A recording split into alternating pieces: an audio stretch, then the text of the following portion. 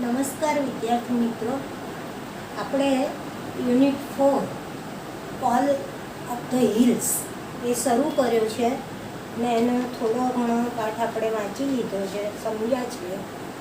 હવે બધા અંગ્રેજીની ચોપડી બહાર કાઢો ને નોટબુક બહાર કાઢો. આપણે શબ્દો લખીશું અને પાઠને આગળ સમજીશું. તો આપણે આ બીજી બાજુના પાના ઉપર પહોંચ્યા હતા કે અબુ મિયા છે અથવા અબુ ચાચા છે, એમને કલુઆ નામની બકરી હતી પહેલાં, કે જે આ ટેકરીઓ તરફ એને આકર્ષણ થયું અને ગઈ અને ડેવિલ એટલે વરુ એને ખાઈ ગયું.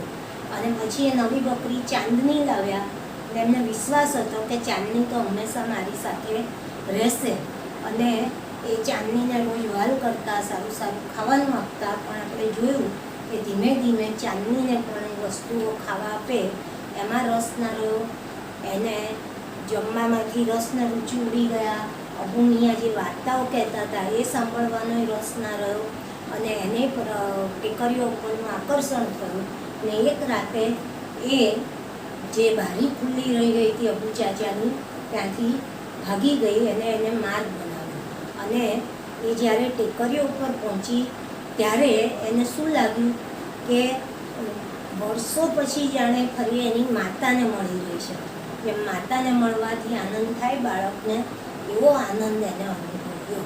એટલું આપણે કર્યું હતું. અને એને ટેકરી ઉપર જઈને ઉગતો સૂર્ય જોયો, એની પગ નીચે જે લીલુંછમ ઘાસ હતું એ પછી ધીમે ધીમે સોનેરી થવા લાગ્યું કિરણો પડે એટલે.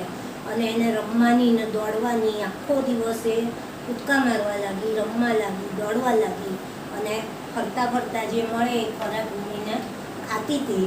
અને અનંત પવન, ટેકરીઓ પરથી સુસવાટા મારતો જે પવન વાતો હતો એ એને આવકારી રહ્યો હતો. અને આ બધામાં એનું ધ્યાન ના રહ્યું અને ધીમે ધીમે સૂર્ય એ ટેકરીઓની પાછળ અદૃશ્ય થવા લાગ્યો. રાત પડી ગઈ. આ બધું આપણે કર્યું હતું કે એ દિવસે તો એને એટલો બધો આનંદ હતો કે વિશ્વમાં સૌથી સુખી એનો દિવસ આજનો જ હતો. અને પછી અંધારું થવા લાગ્યું અને બધા પશુ પક્ષીઓનો અવાજ શાંત થઈ ગયો અને ઘુવડે એ જ્યાં બખોલમાંથી અવાજ કાઢ્યો અને હવે એ ડરવા લાગી. એને ખબર જ ના પડી ક્યારે સૂર્યાસ્ત થઈ ગયો અને રાત થઈ ગઈ. એટલું આપણે કર્યું હતું. અને છેલ્લો શબ્દ પ્રિઝન લખ્યો હતો. જો બધા ચોપડીનો પાના નંબર 37 કાઢો, એને અહીંયાથી હું કરું છું બીજો ફકરો, એટલે એ બાજુ પહેલો ફકરો કે that day she jumped and played and ate all around. એ દિવસે એ આખો દિવસ એને કૂદકા માર્યા, રમી અને ચારે તરફ ફરતા ફરતા જે કંઈ ખાવાનું મળ્યું એ એને ખાધું. She was on the top of the world. એ તે દિવસે વિશ્વની ટોચ પર હતી. It was the happiest day in Chandni's life. Happy એટલે સુખી, હેપીયર એટલે વધારે સુખી અને સુપરલેટિવ ડિગ્રી છે હેપીએસ્ટ. એટલે એ દિવસ એ ચાંદનીના જીવનનો સૌથી સુખી દિવસ હતો.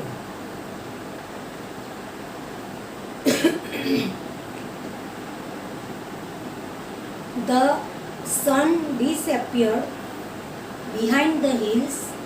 સૂર્ય ધીમે ધીમે, આનો દિવસ ક્યાં વીતી ગયો એ એને ખબર ના પડી, એટલે ધીમે ધીમે સૂર્ય એ ટેકરીઓની પાછળ અદૃશ્ય થયો. Soon the darkness covered the grass. તરત જ ઘાસ ઉપર પણ અંધારું છવાઈ ગયું. The flowers and the trees. Soon the darkness covered the grass, the flowers and the trees. ટેકરી ઉપરના બધા વૃક્ષો, ફૂલો અને ઘાસ ઉપર અંધારું છવાઈ ગયું. The wind stopped blowing. જે સવારથી સરસ મજાનો ઠંડો પવન લહેરાઈ રહ્યો હતો એને પણ ફૂંકાવાનું બંધ કરી દીધું. There was stillness all around. ચારે બાજુ શાંતિ છવાઈ ગઈ. An owl hooted from a hole. અમે આપણે નગરમાં રહીએ છીએ, શહેરમાં રહીએ છીએ, તો રાતના 11-12 વાગે પછી શહેર શાંત પડી જાય, વસ્તી ઓછી થઈ જાય, એકલા નીકળીએ બહાર તો બીક લાગે, ત્યારે આ તો પાછી ટેકરીઓ ઉપર પહોંચી ગઈ હતી. અને ટેકરીઓ ઉપર તો હતું શું, વૃક્ષો, ઘાસ, પાન, તો સૂર્યપ્રકાશ, તો એ બધું અદૃશ્ય થઈ ગયું. એ બધા અંધારા એમની ઉપર છવાઈ ગયું અને ચારે બાજુ સ્ટીલનેસ એટલે શાંતિ પથરાઈ ગઈ. બધાને બીક લાગે તો ચાંદનીને બીક લાગે, એટલે there was a stillness all around. ચારે બાજુ શાંતિ, નિર્જનતા છવાઈ ગઈ. And owl hooted from a hole. Hooted એટલે આઉલનો જે અવાજ હોય, દરેક પક્ષીનો અવાજ જુદો જુદો હોય. ચકલી ચીંચી કરે તો ઓળખાય, એમ ઘુવડે એનો અવાજ કાઢ્યો દરમાંથી. ચાંદની ફેલ્ટ સ્કેર્ડ. હવે ચાંદનીને ભય લાગ્યો, ચાંદની ડરી ગઈ. ધ ફૂલ મૂન રોઝ, આટલું આપણે કરેલું હતું. હવે આગળ કરીએ કે the full moon rose in the distant sky. સૂર્યાસ્ત થઈ ગયો, સૂર્ય ટેકરીઓની પાછળ અદૃશ્ય થઈ ગયો, ચારે બાજુ અંધારું છવાઈ ગયું અને શું થયું કે દૂર તો ચંદ્ર પૂરેપૂરો ઉગેલો દેખાયો. The full moon rose in the distant sky. Distance એટલે દૂર. ચાંદનીએ આકાશમાં દૂર નજર કરી તો એને ચંદ્ર એ ઉગી ગયેલો દેખાયો. In it silver light Chandni saw two bright eyes and sharp teeth moving slowly towards her. In it silver light એટલે ચાંદની ચંદ્રના રૂપેરી પ્રકાશમાં અથવા ચાંદનીના રૂપેરી પ્રકાશમાં એણે જોયું તો બે તેજસ્વી ચમકતી આંખો અને તીક્ષ્ણ દાંતવાળું કોઈ પ્રાણી તેની તરફ ધીમે ધીમે આવી રહ્યું હતું. Chandni saw two bright eyes in it silver light Chandni saw two bright eyes and sharp teeth moving slowly towards her. એને જોયું તો દૂર આકાશમાં ચંદ્ર ઉગી ગયો હતો અને ચંદ્રના રૂપેરી પ્રકાશમાં એણે જોયું કે બે તેજસ્વી આંખો અથવા ચમકતી આંખોવાળું અને એના દાંત દેખાતા હતા બહાર. તો એ કેવા હતા, ધારદાર, તીક્ષ્ણ. તો તીક્ષ્ણ દાંતવાળું અને ચમકતી આંખોવાળું કોઈ પ્રાણી સ્લોલી કમિંગ ટુવર્ડ્સ હર, ધીમે ધીમે તે જ્યાં ઊભી હતી તે તરફ આવી રહ્યું હતું. The devil was not in a hurry. Devil એટલે અહીંયા ચિત્રમાંય બતાવ્યું છે વરુ, એ ઉતાવળમાં નહોતું, કારણ કે જાણતું હતું કે હવે બકરી ભાગીને જશે ક્યાં. એટલે the devil was not in a hurry. દુષ્ટ અથવા વરુ, દુષ્ટ વરુ એ ઉતાવળમાં નહોતું. He knew that what was also his food. He knew that what was also his food. એ જાણતું હતું વરુ કે ધેટ ગોટ એટલે આ બકરી, પહેલાં એકવાર જે બકરી આવી હતી એ તો એનો શિકાર બની જ ગઈ હતી, તો આજે એ જાણતું હતું કે આ બકરી પણ મારો ખોરાક જ બનવાની છે, હવે કંઈ જઈ શકે તેમ નથી, એટલે એ ઉતાવળમાં નહોતું. તો આપણે પહેલાં આગળના બાકી રહ્યા છીએ ને આ શબ્દ લખી લઈએ, પછી આગળનો ફકરો વાંચીએ. પ્રિઝન શબ્દ જુઓ, નટમાં છેલ્લો હશે, જેલ અથવા કારાવાસ મેં તમને લખાવ્યો હતો. હવે આપણે આગળ લખવાનું છે ટોપ ઓફ ધ વર્લ્ડ એટલે તો દુનિયામાં એ શ્રેષ્ઠ સ્થાને હતી. It was the happiest day.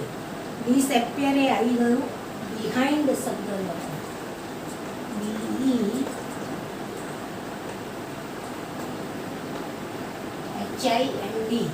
Behind એટલે પાછળ. સૂન એટલે તરત જ.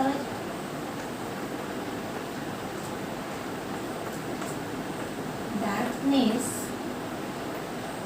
એટલે અંધારું. સૂન એટલે તરત જ, ડાર્કનેસ એટલે અંધારું. ટુ કવર એટલે છવાઈ જવું અથવા આવરી લેવું.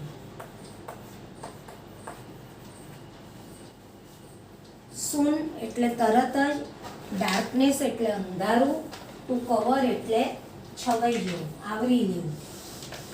હવે આગળ લખો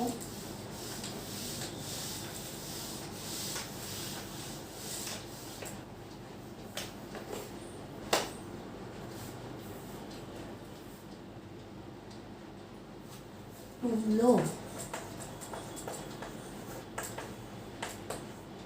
એટલે ફૂંકાવું, પવનના સુસવાટા ફૂંકાય એને કહેવાય ટુવલો.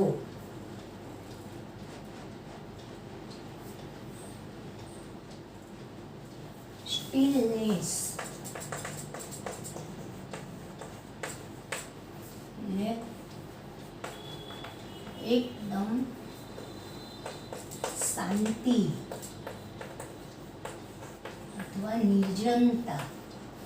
કોઈ જન પસાર ના થતા હોય, કોઈ વસ્તુ આસપાસથી પસાર ના થતી હોય એટલે નીરવ શાંતિ ચારે બાજુ પ્રસરી ગઈ. આઉલ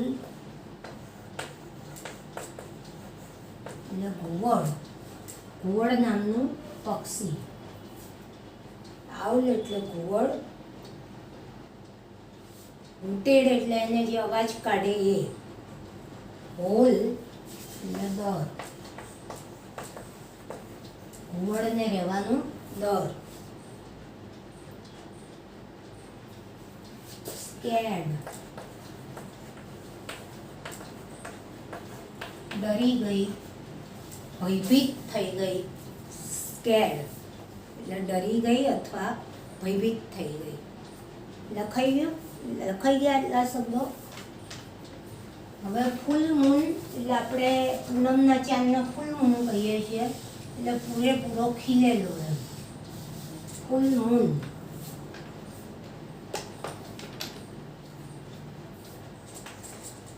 ફૂલ મૂન એટલે પૂર્ણ ખીલેલો ચંદ્ર. ફૂલ મૂન એટલે પૂર્ણ ખીલેલો ચંદ્ર. ડિસ્ટન્ટ એટલે દૂર.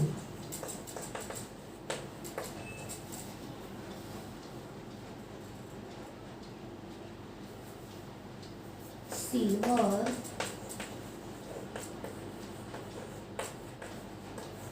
એટલે રૂપેરી.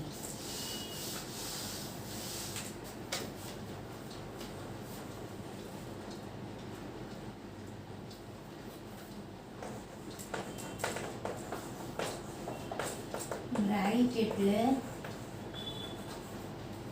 તેજસ્વી અથવા ચમકતી.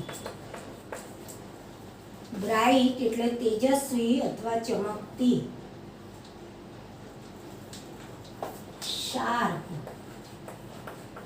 એટલે તીક્ષ્ણ અથવા ધારદાર. શાર્પ એટલે તીક્ષ્ણ અથવા ધારદાર.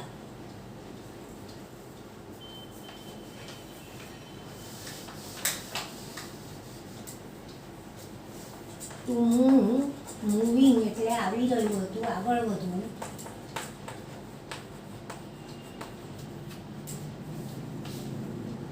સ્લોલી એટલે ધીમેથી.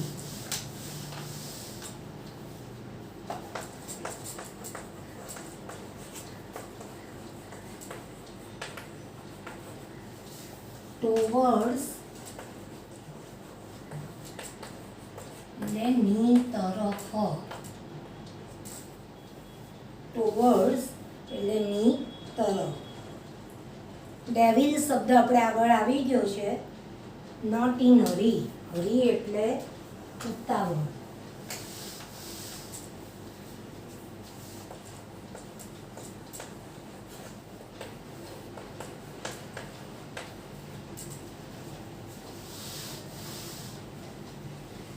અને ગોટ એટલે બકરી.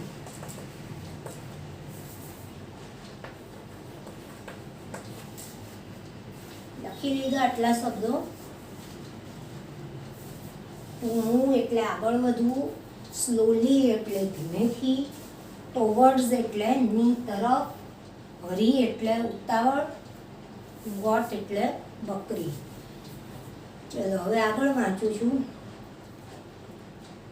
હવે બેયની લડાઈ શરૂ થઈ એનું વર્ણન આવે છે કે ચાંદનીએ જોયું કે તીક્ષ્ણ દાંતવાળું અને ચમકતી આંખોવાળું વરુ તેની તરફ આવી રહ્યું છે. તો હવે એ બેયની લડાઈ થાય છે એનું વર્ણન આવે છે. The wolf and the goat struck their heads with each other. એમ કરતાં કરતાં એની નજીક આવી ગયું અને બે ભેગા થઈ ગયા. તો શું થયું? The wolf and goat struck their heads with each other. each other એટલે એકબીજાની સાથે. અહીંયા ચિત્રમાં આપેલું જ છે એમની ફાઇટ શરૂ થઈ એનું ચિત્ર. તો વરુ અને બકરીએ બંનેએ એકબીજાની સાથે તેમના માથા અથડાવ્યા. સ્ટ્રોક એટલે અફડાવવું અથવા અથડાવવું. વરુએ આવીને આમ બકરીની જોડે માથાની જોડે માથું ભટકાયું અને બકરીએ એની સાથે. ઈચ અધર એટલે એકબીજાને. એટલે the wolf and the goat struck their heads with each other. વરુ અને બકરી બંનેએ એકબીજાના માથા એમની સાથે, એમના માથાની સાથે અથડાવ્યા, અફડાવ્યા. He was big and ferocious, whereas she was small but not weak. He was big and ferocious. he એટલે કોણ? વરુ. તો વરુ કેવું હતું?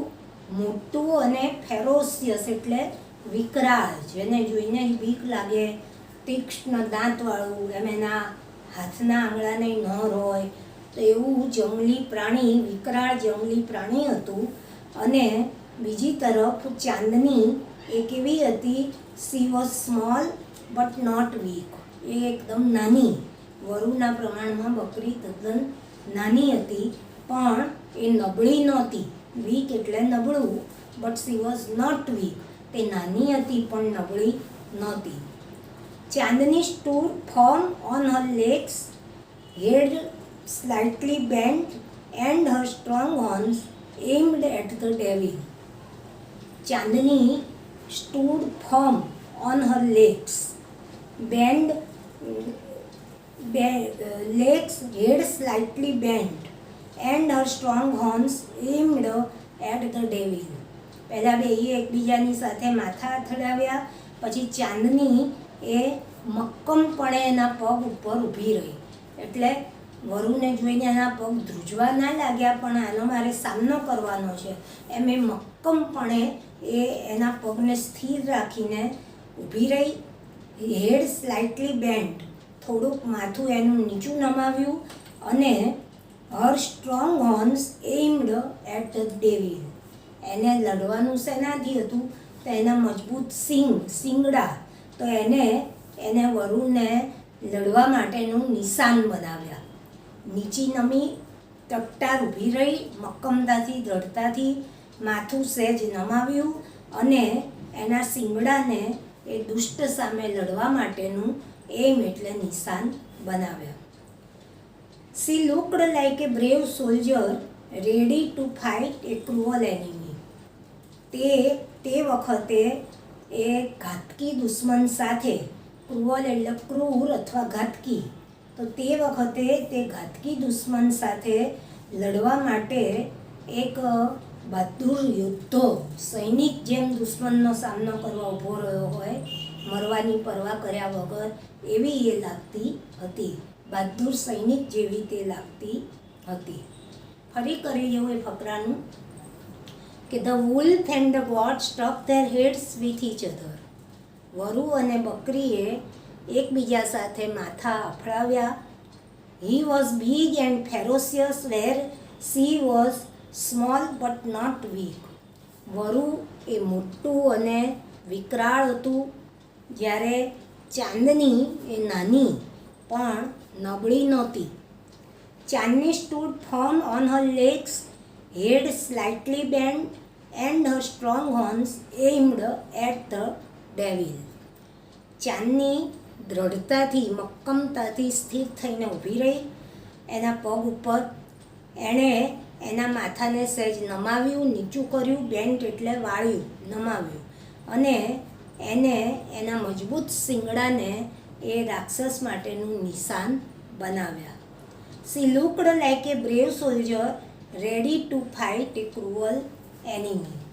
તે એ દુષ્ટ દુશ્મન સાથે લડવા માટે એક બહાદુર સૈનિક જેવી લાગતી હતી. The fight began. લડાઈ શરૂ થઈ. It went on through the night. બંને વચ્ચે યુદ્ધ શરૂ થયું. તે આખી રાત ચાલ્યું. The moon began to grow pale and suddenly hid behind the clouds. જ્યારે સૂર્યોદય થયો ત્યારે જ્યારે ટેકરી પર આવી ત્યારે તેને સૂર્યોદય જોયો. પછી આખો દાડો રમી, કૂદકા માર્યા, એમ કરતાં કરતાં સૂર્યાસ્ત થઈ ગયો. દૂર આકાશમાં પૂર્ણપણે ચંદ્ર ખીલી ગયો. અને પછી આ બે જણ વચ્ચે યુદ્ધ થયું અને લડાઈ થઈ. અને હવે ફાઇટે એમની આખી રાત ચાલી. The fight began. બે વચ્ચે લડાઈ શરૂ થઈ. It went on through the night. તે રાત્રિ દરમિયાન ચાલી. The moon began to grow pale and suddenly hid behind the clouds. એટલે જે પૂર્ણપણે ખીલેલો ચંદ્ર હતો એ પણ આખી રાત પૂરી થવા આવી એટલે ધીમે ધીમે અચાનક એ પીળો થવા લાગ્યો. ગ્રો પેલ એટલે પીળો શું, ફિક્કો થવા લાગ્યો. જે સરસ મજાનો રૂપેરી ચંદ્ર હતો એના બદલે એનું તેજ એ નિસ્તેજ થવા લાગ્યું. એ ફિક્કો થવા લાગ્યો અને અચાનક એકદમ જ એ ટેકરીની પાછળ અદૃશ્ય થઈ ગયો, છુપાઈ ગયો. હીડ એટલે છુપાયો. બિહાઇન્ડ ધ ક્લાઉડ્સ, સોરી, ટેકરી પાછળ નહીં પણ વાદળોની પાછળ એ સંતાઈ ગયો. The fight began. લડાઈ, યુદ્ધ શરૂ થયું. It went on through the night. તે આખી રાત ચાલ્યું. The moon began to grow pale and suddenly hid behind the clouds. ચંદ્ર એ ફિક્કો પડવા લાગ્યો. ગ્રો પેલ એટલે ફિક્કા થવું, નિસ્તેજ બનવું, અને અચાનક એ વાદળોની પાછળ સંતાઈ ગયો. એટલે આકાશમાં વાદળો આવ્યા હશે તો ચંદ્ર એની પાછળ સંતાઈ ગયો. The stars also began to disappear one by one. ચંદ્ર પછી પ્રકાશ આપનારા તારા, આછા પ્રકાશવાળા, તો તારા પણ એક પછી એક અદૃશ્ય થવા લાગ્યા. A faint light appeared in the east. પૂર્વ દિશામાં ફેન્ટ એટલે ઝાંખો, ઝાંખો ઝાંખો સૂર્યપ્રકાશ દેખાવા લાગ્યો. એટલે આપણે સૂર્યોદય થતાં પહેલાં ઉષા ખીલી કહીએ ને, લાલ રંગ, આમ ઝાંખો ઝાંખો એ સૂર્ય હવે પ્રકાશ છે એમ દેખાવા લાગ્યું. A faint light appeared in the east. પૂર્વમાં ઝાંખો પ્રકાશ દેખાયો. The first rays of the sun saw Chandni lying on the ground. The first rays of the sun એટલે સૂર્યના પ્રથમ કિરણો જે ટેકરી ઉપર પડ્યા એમણે શું જોયું તો ચાંદની એ નીચે જમીન ઉપર પડેલી હતી. She was completely soaked in blood. Soak in blood એટલે લોહીથી તરબોળ થઈ જવું, લોહીથી લથપથ થઈ જવું. કમ્પ્લીટલી એટલે સંપૂર્ણપણે. C was completely soak in blood. તે લોહીથી તરબતર થઈ ગઈ હતી, લોહીથી તરબોળ થઈ ગઈ હતી. વરુની સામે લડત આપતા આપતા છેવટે હારી ગઈ, જમીન પર મરેલી પડી હતી અને લોહીથી લથપથ હતી. The wool, tired and sleepy, was getting ready to devour her. વરુ કેવું દેખાતું હતું તો the wolf tired and sleepy, થાકી ગયું હતું. આ બકરી નબળી નહોતી એટલે એકદમ એને ખોરાક નહોતો મળી ગયો, એને એની સાથે આખી રાત લડવું પડ્યું હતું. એટલે કેવું થઈ ગયું હતું, થાકી ગયું હતું. Tired and sleepy. સ્લીપી એટલે એને ઊંઘ આવવા લાગી હતી, ઝોકા ખાતું હોય એવું ઊંઘમાં આવી ગયું હતું. અને તોય એ was getting ready to devour હર. પણ એ આ મહા મહેનતે આખી રાત યુદ્ધ કરીને જે શિકાર મળી ગયો ખોરાક, તો એને ખાવા માટે he was getting ready to devour her. Devour એટલે ખાઈ જવું. તો એ બકરીને ખાવા માટે તૈયાર હતું. ફરી કરી જુઓ એ ફકરો. The fight began, it went through the night. લડાઈ શરૂ થઈ, તે આખી રાત ચાલતી રહી. The moon began to grow pale and suddenly hid behind the clouds. ચંદ્ર એ ઝાંખો થવા લાગ્યો, ફિક્કો પડી ગયો અને નિસ્તેજ થવા લાગ્યો, ફિક્કો પડ્યો અને અચાનક જ એ વાદળોની પાછળ સંતાઈ ગયો. The stars also began to disappear one by one. તારાઓ પણ એક પછી એક અદૃશ્ય થવા લાગ્યા. A faint light appeared in the east. પૂર્વમાં ઝાંખો પ્રકાશ દેખાવા લાગ્યો. The first rays of the sun saw Chandni lying on the ground. સૂર્યના પહેલા કિરણોએ ચાંદનીને નીચે જમીન ઉપર પડેલી જોઈ. She was completely soaked in blood. તે સંપૂર્ણપણે લોહીથી તરબોળ થઈ ગયેલી હતી. The wolf, tired and sleepy, was getting ready to devour her. થાકી ગયેલું અને ઊંઘમાં આવેલું એવું વરુ એ એને બકરીનો શિકાર કર્યો, એને ખાવા માટે તૈયાર હતું. A flock of birds sitting on tree was debating the result of the fight. જે આવ્યું કે ઝાંખો ઝાંખો પ્રકાશ થવા લાગ્યો હતો, પછી ધીમે ધીમે સવાર થાય એટલે પક્ષીઓનું ટોળું, ફ્લોક ઓફ બર્ડ્સ એટલે પક્ષીઓનું ટોળું, સમૂહ. તો પક્ષીઓનું ટોળું એ વૃક્ષ ઉપર બેઠું બેઠું આ જે યુદ્ધ થયેલું જોયું એમણે વરુ અને બકરી વચ્ચે, ને એનું જે પરિણામ આવ્યું, રિઝલ્ટ એટલે પરિણામ, એની ડિબેટિંગ એટલે ચર્ચા કરી રહ્યા હતા. A flock of birds sitting on tree was debating the result of the fight. પક્ષીઓનું એક ટોળું એ વૃક્ષ ઉપર બેઠું બેઠું આ લડાઈ થઈને જે પરિણામ આવ્યું એના વિશે ચર્ચા કરી રહ્યું હતું. So who is the winner asked a small one. એક નાના પક્ષીએ પૂછ્યું કે આવું આપણે આ જોયું દ્રશ્ય, બે જણા લડ્યા છે, તો આમાં વિજેતા કોણ કહેવાય? હુ ઇઝ ધ વિનર? વિજેતા કોણ છે? The wolf of course, most of others declared together. Most of others એટલે મોટાભાગના બીજાઓએ, ડિક્લેર્ડ એટલે જાહેર કર્યું. એક નાના પક્ષીએ કહ્યું કે આ લડાઈ થઈ બેની વચ્ચે, તો એમાં વિજેતા કોણ?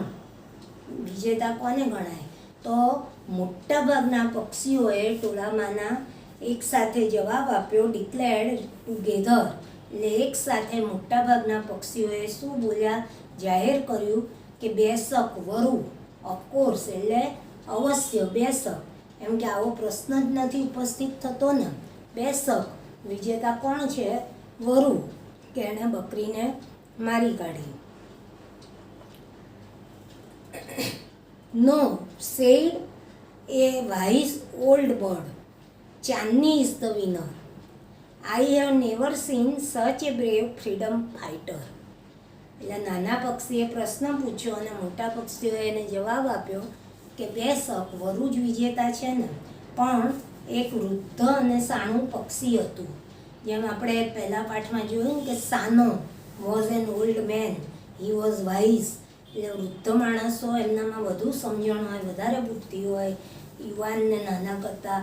એટલે એક વૃદ્ધ પક્ષી હતું, એણે કહ્યું કે ચાંદની ઇઝ ધ વિનર, વિજેતા ચાંદની છે. આઈ have never seen such a brave freedom fighter. કારણ કે મેં આજ સુધી આવી બ્રેવ એટલે બહાદુર, ફ્રીડમ ફાઇટર એટલે સ્વાતંત્ર્ય સેનાની અથવા આઝાદીનો લડવૈયો.